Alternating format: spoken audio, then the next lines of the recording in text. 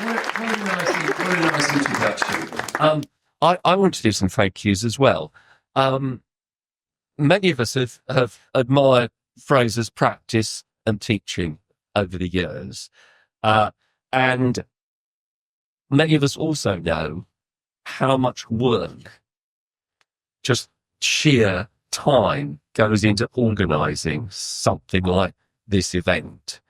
So we might get a chance to do this later on, but I'd just like to start off by thanking Fraser for what I'm sure was a massive amount of effort on his part to get this all to happen, to get this all for you. And so let's thank Fraser again.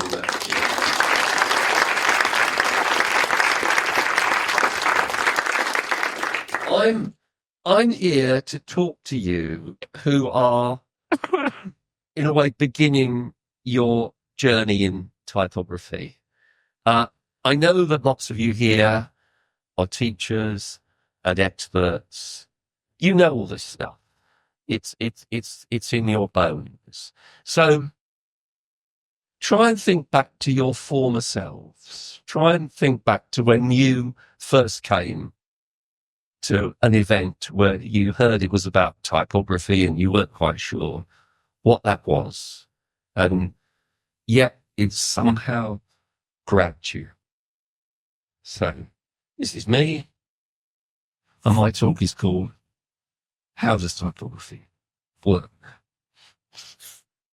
Now, why do you need an explanation of how typography works? Typography, that's just fonts, isn't it? Well, what's so interesting about the subject? Many people who come across typography think it's about rules, that there's a right way and a wrong way of doing things. You know, a few years ago, there was this sort of internet cliche that Helvetica was good, Comic Sans was bad. That was received wisdom. It was a rule. But that's pretty much nonsense.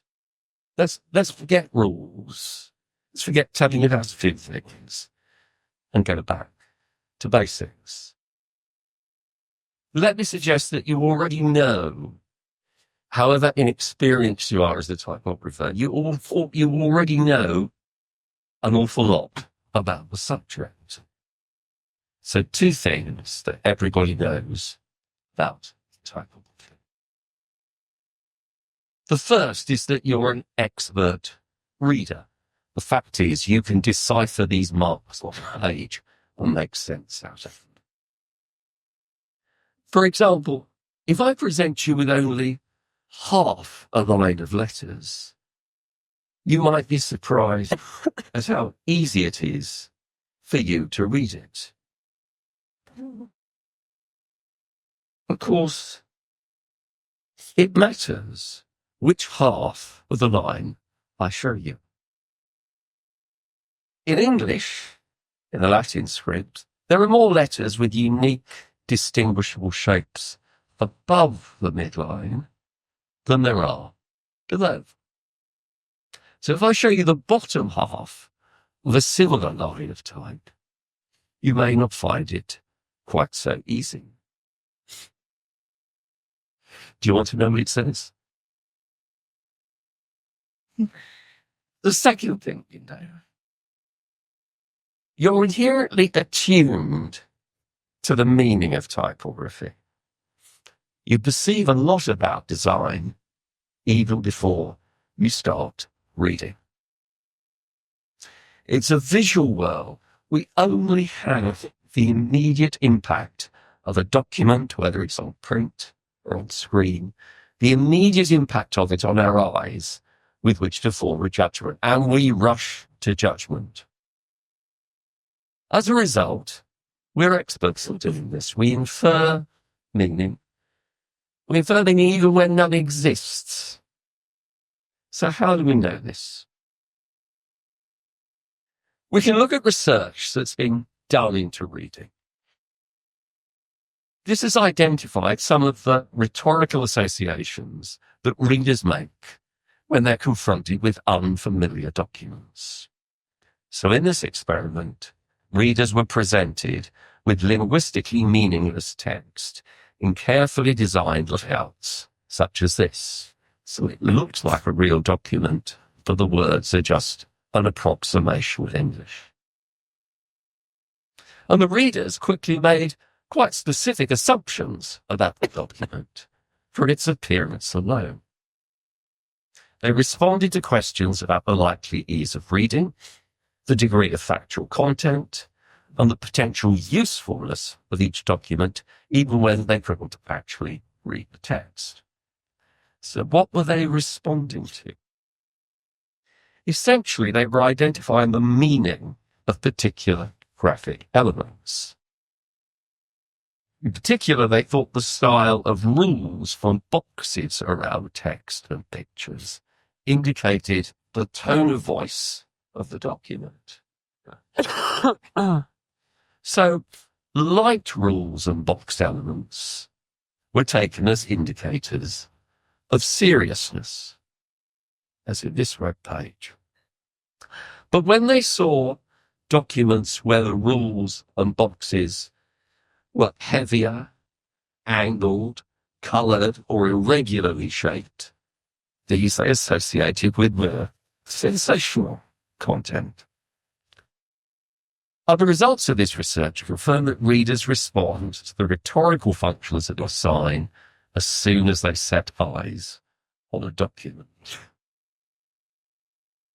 So what are the mechanisms by which designers evoke reader responses?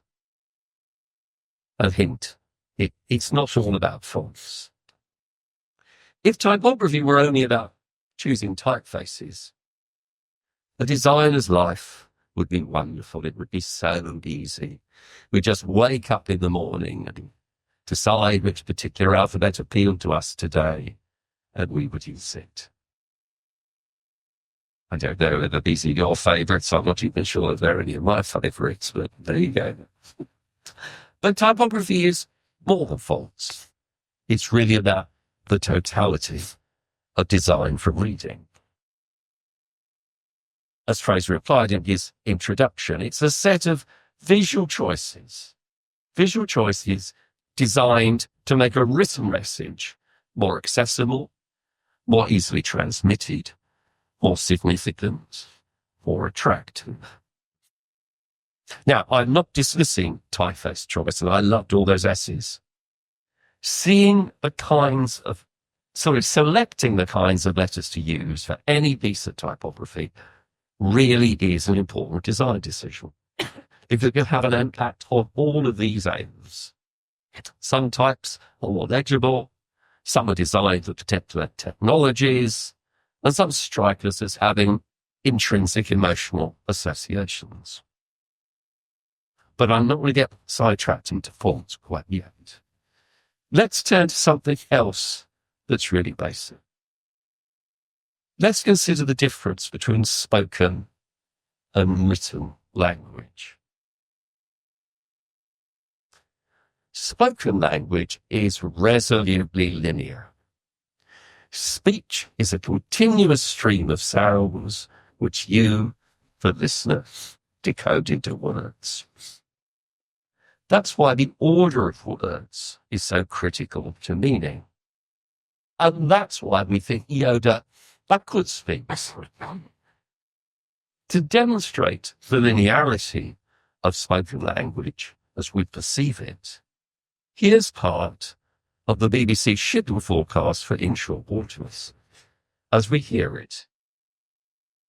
Viking, southerly veering westerly or southwesterly 5 or 6, occasionally 7 later, slight or moderate, occasionally rough later, rain then showers, moderate or good, north Utsira, southerly veering westerly or southwesterly 4 or 5, increasing 6 at times, slight or moderate, rain then showers, good, occasionally poor at first, south Utsira, southerly veering westerly or southwesterly 4 or 5, increasing 6 at times, slight or moderate, rain then showers, good, occasionally poor at first.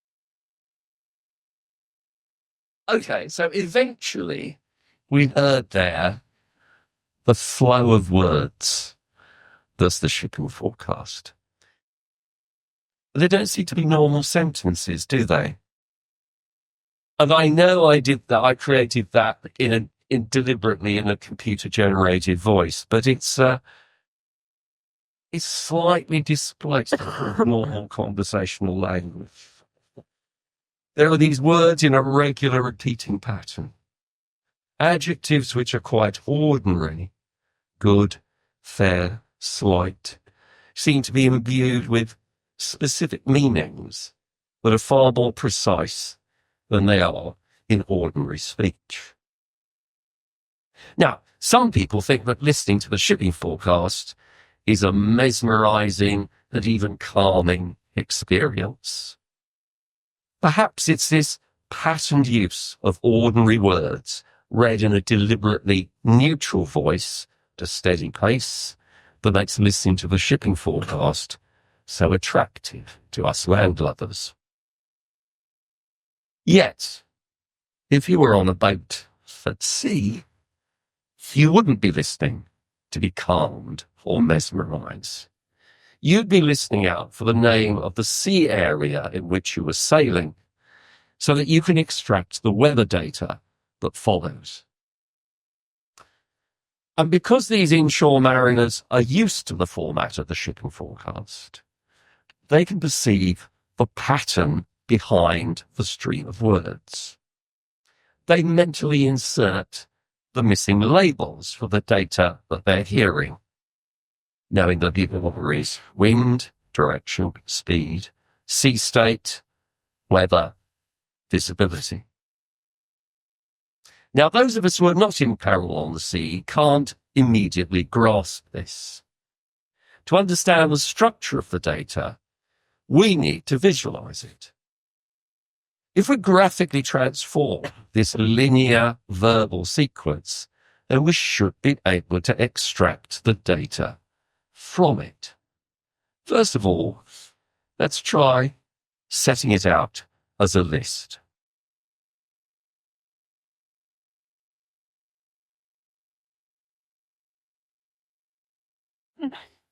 You sound, but we're still not getting it.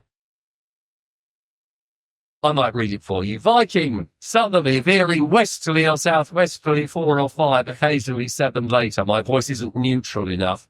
Slight or moderate, rain then showers, moderate or good. It's like an auto cue. It's riding up far too fast for me. Good, occasionally poor at first. South at Sierra, you get the picture.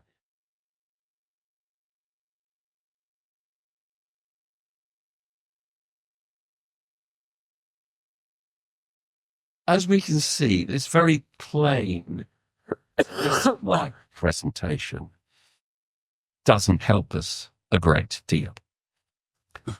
Why not? There's no variation in what we're seeing. There's no hierarchy. There's no salience for the all-important sea areas. And we're still relying on the sequence to decode each piece of data. Because we've just here got what's being read out. We haven't got those invisible missing labels. To overcome this, we could format the list a little bit more heavily. We could use some indenting and some outdenting. It's better, but what we really need is a presentation that will give us access to the sea area that we're interested in, and that puts back all those unheard data labels.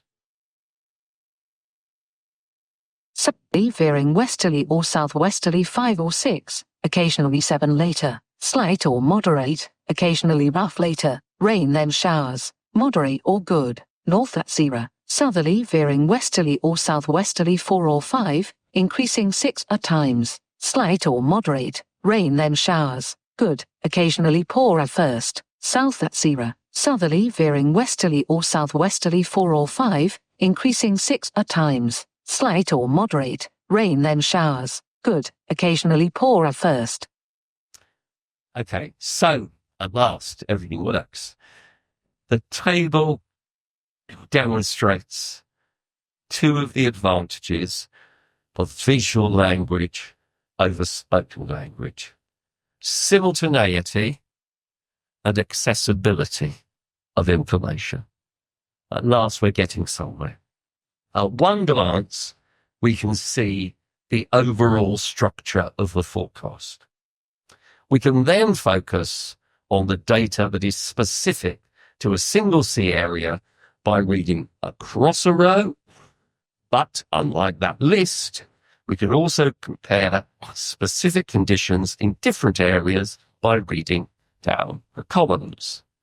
And if we were at sea, we'd be able to see all the data simultaneously, and it would enable us to make decisions, to take action. For example, which sea area we should sail towards to find better weather. We can think of these presentations of the shipping forecast that I've shown you as three different typographic configurations. We can think of the continuous spoken stream as just prose, which typographers grew up like Fraser and I did call linear interrupted. Or we can think of text being presented as a list, whether it's more or less heavily formatted. And finally, we can think of a table or a matrix. Now let me explain that term linear interrupted for that first flow of text, because when we were listening to the shipping forecast, it was indeed a continuous flow of text. But it's almost impossible, unless you've got a very big building with a frieze around it and you can write the words around the building, it's almost impossible to have a continuous flow of typographic text or static typographic text. So what happens is that any prose paragraph is linear, but it's interrupted by line breaks. And those line breaks are arbitrary and not semantically significant. And if you're not sure about this still, think about a piece of poetry where the line breaks are significant, or even a shopping list where your items are listed and you move on to the next one. Line breaks and page breaks are a function of this Procrustean bed of the page. And this bed, this shape of the page, is with us everywhere. Whether it's a physical book, a newspaper, a magazine, or it's a tablet, or it's the screen size, or it's the window size on any kind of digital device. There's always a space that we've got to pour material into.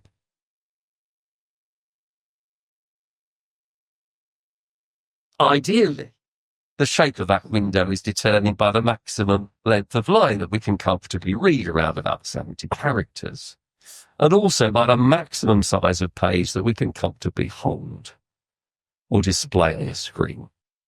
So portability involves actual physical interaction with an object is just as important. Now, not all our spoken utterances are of equal value. Not everything sits at the end. There's a hierarchy of ideas which we encode into our speech patterns. Now, in speech, we use additional statements to cue our listeners as to what we're about to say. For example, we might use an introductory phrase to set the listener up if we're about to change the subject.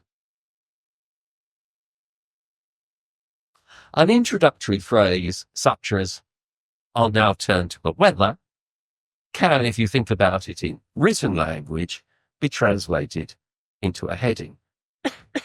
Likewise, the words, "I'll give you 3 examples," sets us up to see the next 3 ideas as some kind of ordered list. And of course, if we hear the words, I heard Jane say, we expect to hear her actual words, and they become a quotation. Fully likely down. The particular sequence and combination of these different elements defines the structure of a text. In visualizing that structure, typographers typically use salience, that is, visual prominence achieved by spatial or contrast differences, or combination of both, in some graded way to identify the various elements in the text flow. The kind of salience that you use in a piece of typography depends on the reading context. For example, you could change the style of type from Roman to italic, but that might be a bit too subtle. Can we actually see it there? Not sure.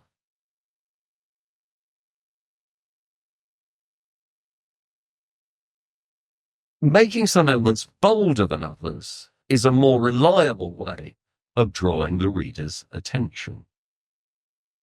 And then there's colour.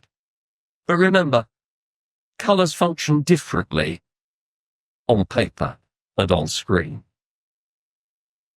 In print, colours are often perceived as lighter than black, so they can make type less rather than more salient. And finally, there's spacing, one of the most reliable ways of indicating hierarchy. But only if you have a space on page or screen to actually do it. And the examples I'm showing on the screen here show how giving, say, a word or phrase can be best achieved by a combination of attributes. Italic on its own is all right, but bold, emphasis plus colour is stronger, and bold plus colour plus spacing is even better.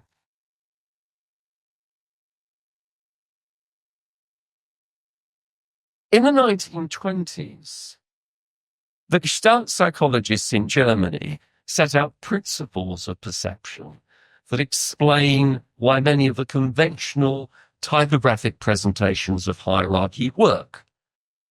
In doing so, they gave some scientific validation to much of the craft knowledge that already existed in design. Put very simply, their thesis was that we perceive a whole as different from the sum of its parts. We perceive relationships between elements as well as the features of individual elements. Thinking about hierarchy, the most relevant Gestalt principles are the similarity principle and the proximity principle. So the similarity principle tells us simply that we group things that resemble each other and share similar characteristics and properties. So if we look at this array of dots and then we change the colour of some of them, we now mentally group the new yellow dots into their own rectangle within the big blue field. The proximity principle tells us that while we see individual elements, we perceptually group objects on the basis of their nearness to one another. Elements that are close together are perceptually grouped together. Now, these two principles can be used separately or more powerfully used together. Let's see this in action. As we move the dots apart, the yellow dots change their function. Instead of being seen as a rectangle in an even field of blue dots, we now have 4 distinct rectangles, and the yellow dots become like introductory bullets that drop initials for each of the group of blue dots. So spatial proximity is one of the most powerful organizing principles, and it's therefore one of the most useful tools of the typographic designer. That's why we don't put equal space above and below headings. They need to be closer to the text that follows them than they are to the text above. And that way they unambiguously connect with the ideas that they introduce. I said earlier that readers infer meaning and intention from layout features. So what do we mean by layout? Layout's the arrangement of material on a page or a screen that articulates the text that we're reading. Layout recognizes that we read different parts of a document differently. Now, the earliest forms of the book, of the manuscript book, supported a particular kind of reading, where memorizing a text in order to recall it verbatim was probably paramount. This allows a straightforward linear visual presentation. If you look along those lines, you see there's hardly any spacing at all between words, and paragraphs are pushed together. Starts of paragraphs are indicated by those drop initials, but generally there's a compression that's rather like what I was trying to show you with the shipping forecast there. This was fine when the number and kind of readers was limited. In medieval times, the clergy formed the bulk of literate people, and they were the main producers and users of books, and they read a small number of books at a slow pace. The increase of readership in the 12th century led to major changes in the design of manuscripts. This was a period of a major shift in graphic language. This is a manuscript from the 13th century, and it's very different in appearance from the typical 9th century book that we looked at in the slide before. The later medieval manuscript no longer just presents the original work, but includes lots of aids to reading and understanding the text. So there are paratextual or helping features, such as interlinear or marginal glosses. And these are important for readers for whom Latin, which was the language of scholarship, was not their first language. This was the period that saw the development of new kinds of books, encyclopedias, anthologies, concordances, and readers began to expect comparisons and references between texts. And these complicated composite texts became increasingly important. They require solutions to help the reader navigate the page. Every time I look at this slide, I think I see something new. So these are the people of Israel stuck on the waters of Babylon. They're in exile, and that's what that at the top shows. And then we have a variety of presentations of that text, but they're all in Latin, but they're based on different original texts. And the main one, the one that's in the biggest type and the widest column, is presumably the one that we're being pointed to. And the others are the validations of it, or the contradictions of it, whatever they are, the two columns down on the right. And you can see that people have written in between the lines notes and explanations of the words that are being used. We can see a typographic sensibility in these arrangements of text on the page, despite the hand production method. Glosses are often written smaller so that two lines exactly match up with the single line of the main text, and you have these modular relationships that enables the page to be planned exactly into rectangular units, and there is an exactly rectangular illustration at the top of the page.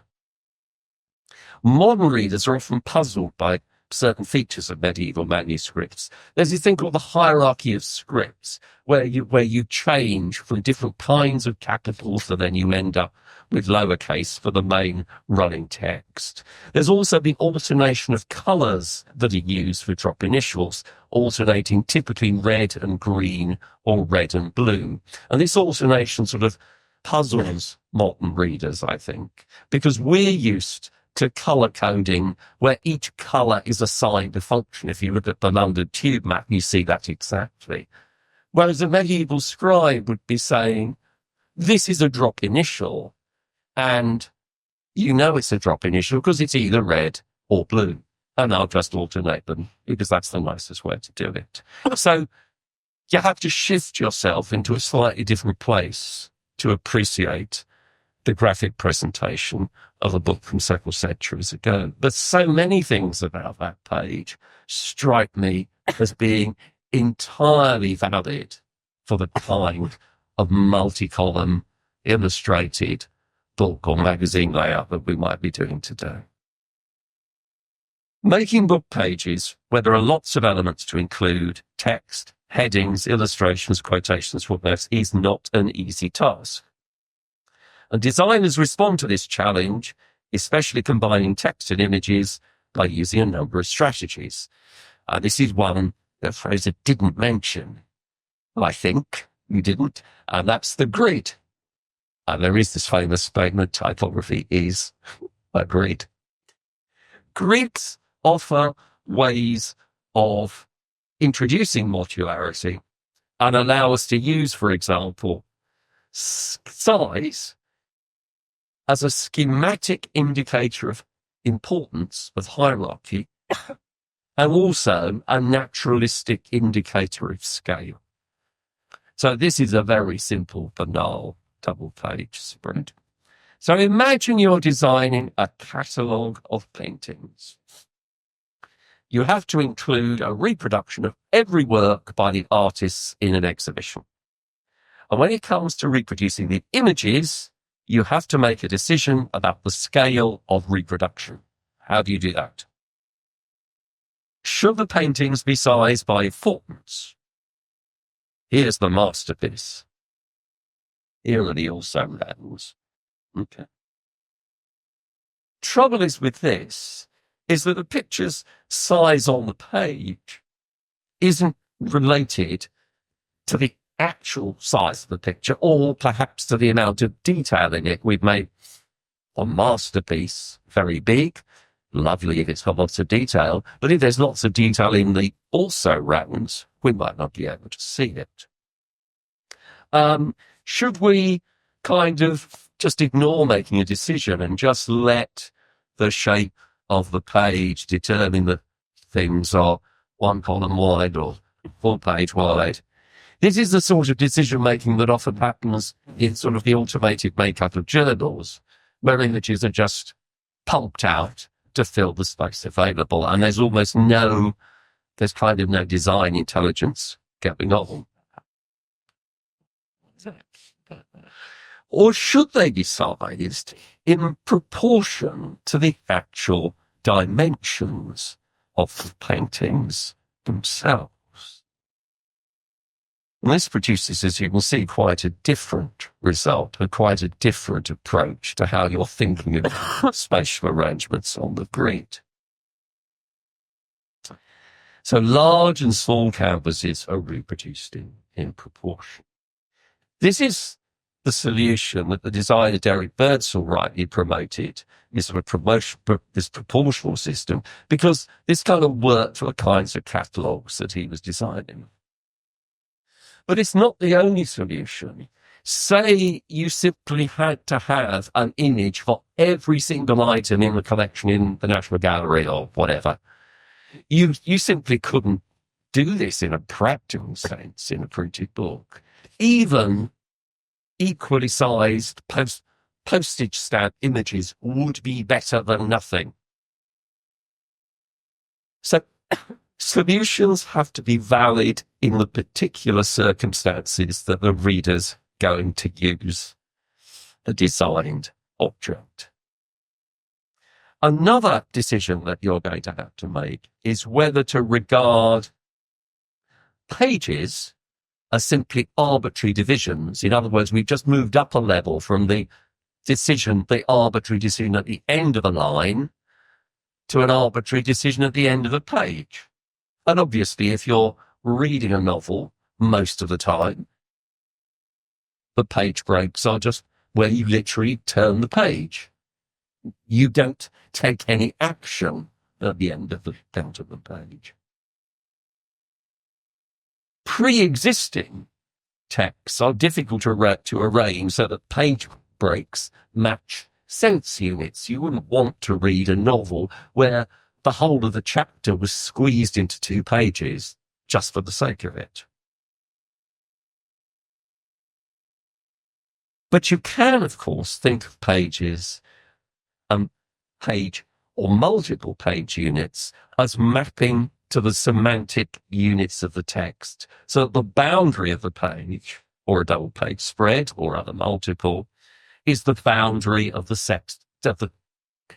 sense unit in the text. So this is this book's sectional wood sprites, rather lovely creatures. Pre-existing texts are difficult to arrange so that the page breaks match sense units, but books which are commissioned and written to be read in a particular way, you can imagine school or college textbooks, for example, can be planned page by page into semantically significant units. So a double page spread is the learning unit that you would do in a particular class. And this combination of page by page layout and a flexible grid system underlies much contemporary non-fiction illustrative publishing design.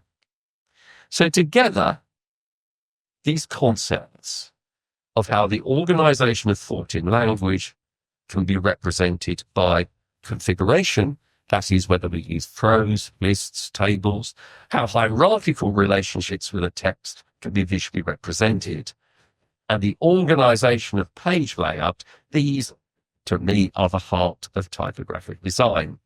These concepts assist us in planning design solutions that are rational responses to the text, because, as we saw at the beginning, they would invoke the immediate, unambiguous understanding of the reader. Indeed, many of these choices are made unconsciously initially by writers and editors who think they're writing or they're editing into these kinds of formats.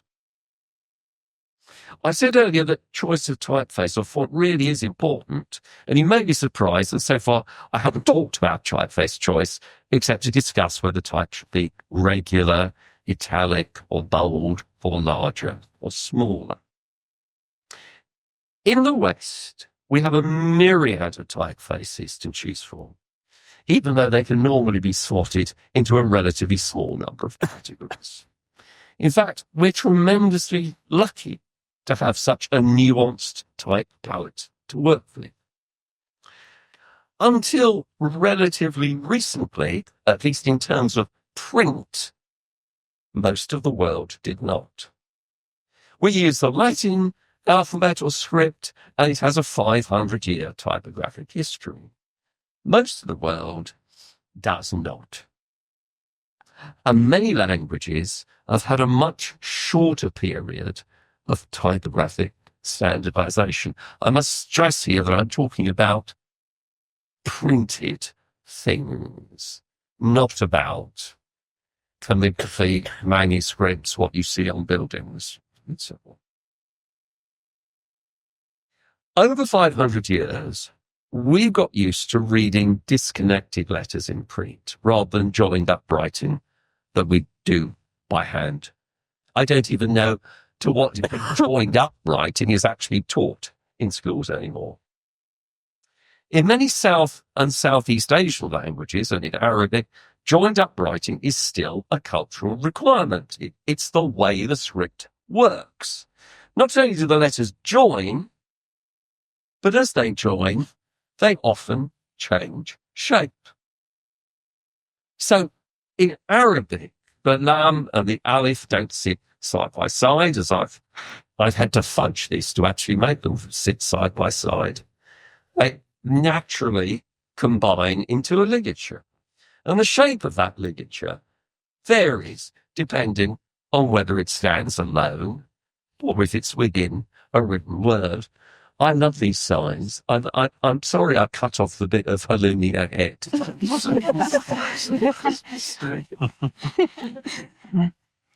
But that's what we do. So, and there, if you get that la coming on its own, it's a subtly different shape. Not very different in this font. Varies from font to font.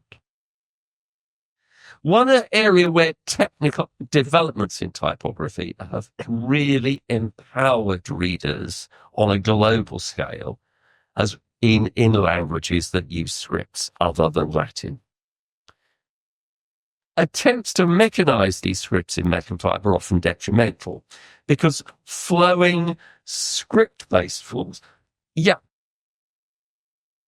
that third line, the one in the middle, is a simplified Arabic. In other words, it's trying to change the shapes of the characters to be more amenable to either being typewritten or done on an old linotype machine.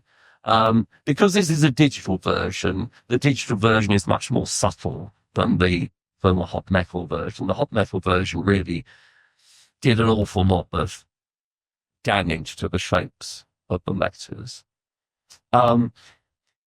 It's only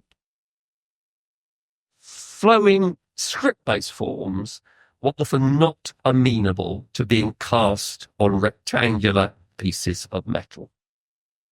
They were even defined in a negative way. This rich array of very different scripts was simply bundled under the label non-Latin. The real possibility for change came with the dematerialization of type inherent, first of all, in phototypesetting, and later with digital typesetting methods. Once type was freed from a physical body, letter forms which overlap and underlap and combine in complex ways can be handled much more sympathetically.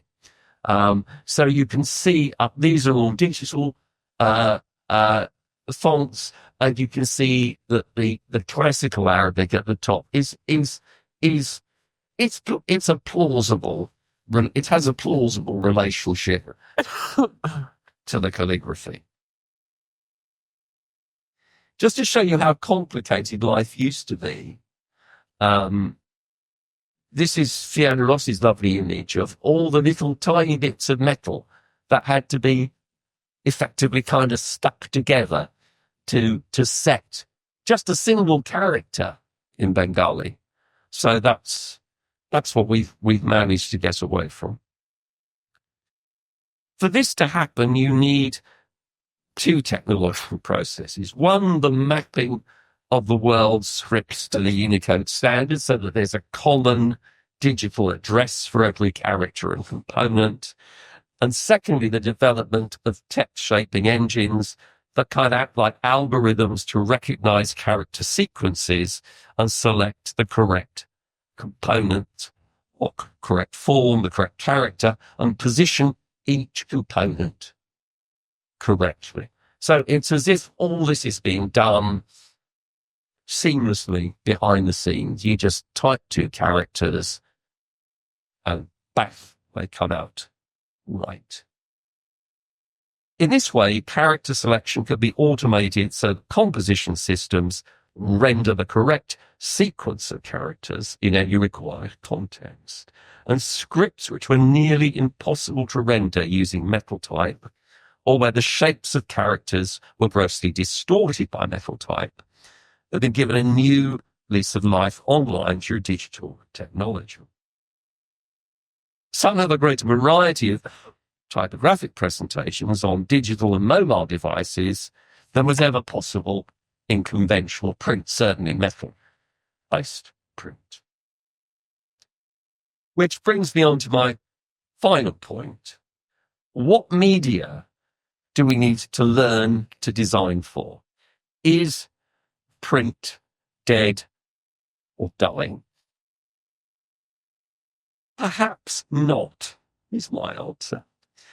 One of the advantages of print over digital media is the immediate visual organization communicated by layout. This idea of simultaneously having an overview. You can see on the page what it is that you're going to read.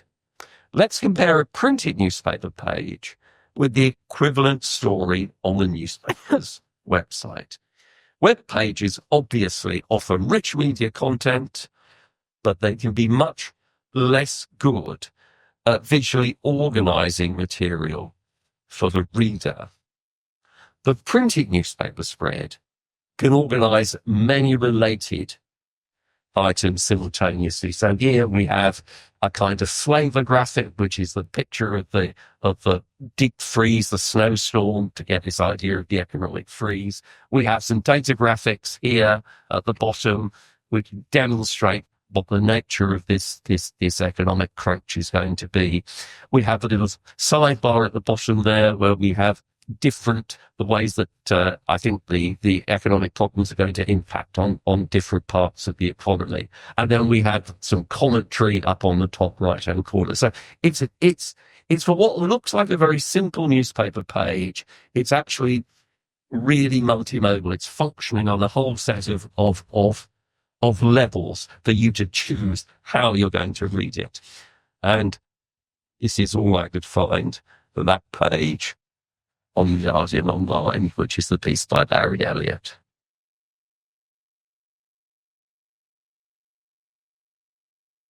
Well, the web page presents a single story.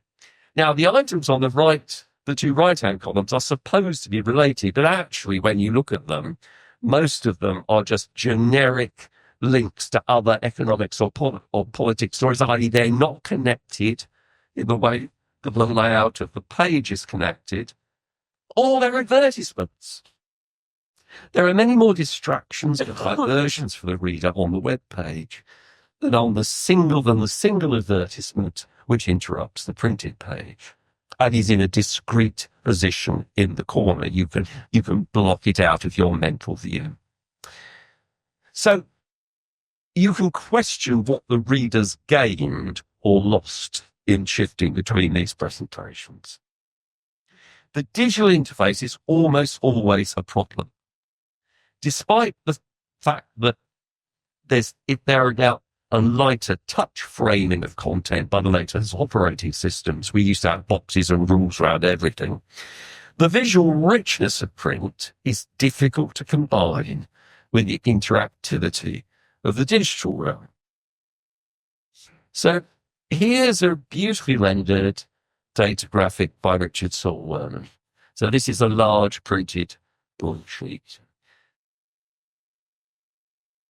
Here, on the other hand, this is from the previous iteration of the Gapminder, Hans Rosby's Gapminder website. His data presentation called a Trendalizer. Basically, you can plot things through time, and there's this shadow of what happened in the earlier period. So it's great for seeing shifts over time. Werman's graphic is beautiful. But it only shows one point in time. Rosling's has the ability to animate time for you, but it's quite ugly. I mean, this is the trade-off you're faced with as designers. What are you going to choose to give the reader? Something that's lovely but fixed, or something that might be less lovely but actually might be more flexible in fulfilling their data needs. I don't think print is dead at all as a way of supporting focused, considered reading. What it is dying as is a means of distributing information that needs to be consumed rapidly. And this is where we see the need for consistent typography to reinforce branding. And quite often, this is through typeface choice. You see, we eventually got round to typeface choice. Instead of a single print version, the Washington Post now has many such variants for computers with different screen sizes, for tablets, for phones, and all of these are available globally, instantly. And each manifestation requires a modulated typographic approach that suits the publication's content to the reader's particular situation, maximizing the efficiency of the particular reading device. And yet all of these versions need to be bound together. And bound together by typographic branding to confirm to the reader that they are indeed holding the Washington Post in their hands. And this is done, I think, rather nicely by using the printed edition's Bodoni headlines, which has become this wonderful 24-font digital typeface called Postoni, which I think Matthew Carter did the original versions of the headline face and the text face, and that's now been developed over time. So where does this leave you as you enter today's typographic space, which I think is a global space? You've got 500 years of Latin typography behind you. Printing, and therefore typography, has moved on from initially reproducing the look of manuscripts to embrace new forms. In many ways, print is sorted, it's a done deal.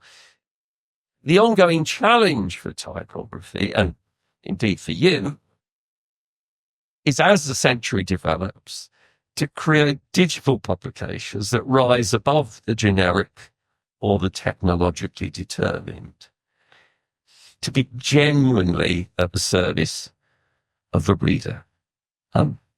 That's where I'd like to close. Thank you.